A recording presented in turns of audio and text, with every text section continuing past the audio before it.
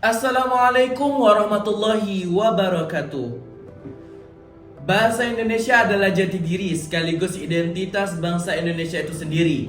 Jadi tidak heran bukan kalau bahasa Indonesia itu menjadi bahasa persatuan yang menyatukan daerah-daerah dari Sabang sampai Merauke.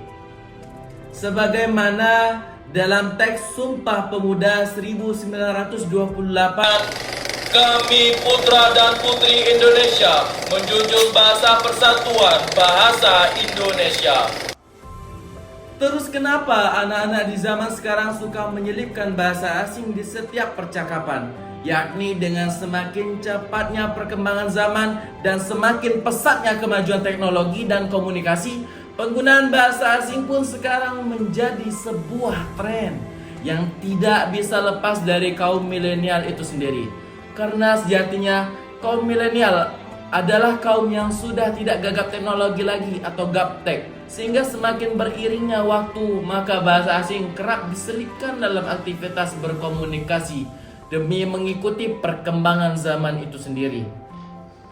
Bahasa milenial atau bahasa gaul itu biasanya didapatkan dari aktivitas digital yang biasa kita lakukan. Contohnya musik, sosial media, games, dan lain-lain. Sehingga bahasa gaul ini kerap dipakai juga untuk menggunakan bahasa yang tidak terlalu formal, sehingga cara kita berkomunikasi menjadi lebih menarik. Tetapi ketika dalam situasi yang memerlukan bahasa yang formal, maka penggunaan bahasa Indonesia yang baik dan benar itu sangat dibutuhkan. Menurut saya, bahasa itu adalah cara kita untuk berkomunikasi dan menyesuaikan dengan situasi dan juga kondisi.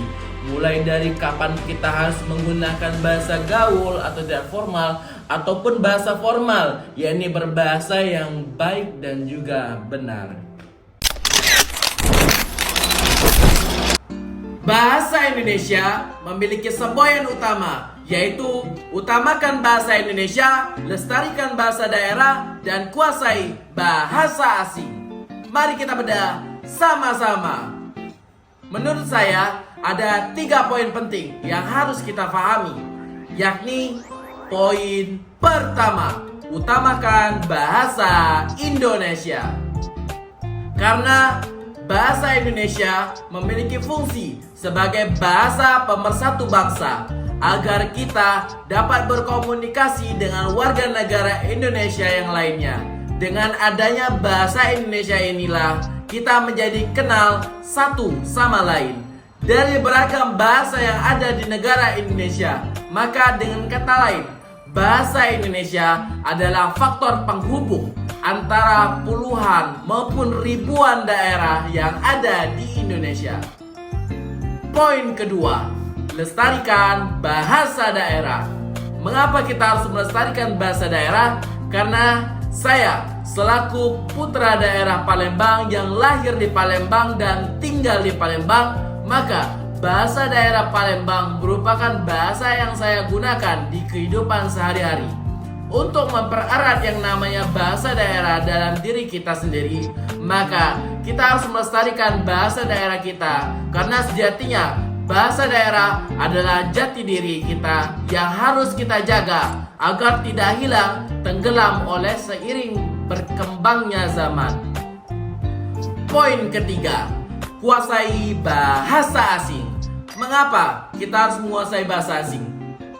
Karena bahasa asing merupakan bahasa internasional yang harus dikuasai supaya memudahkan kita dalam mengetahui perkembangan dunia luar. Sehingga dengan semakin majunya atau berkembangnya teknologi yang ada dan bertambahnya ilmu pengetahuan yang sekarang seiring ditulis menggunakan bahasa asing, untuk memahami itu semua kita sangat butuh menguasai bahasa asing supaya memudahkan kita dalam mengikuti perkembangan zaman itu sendiri.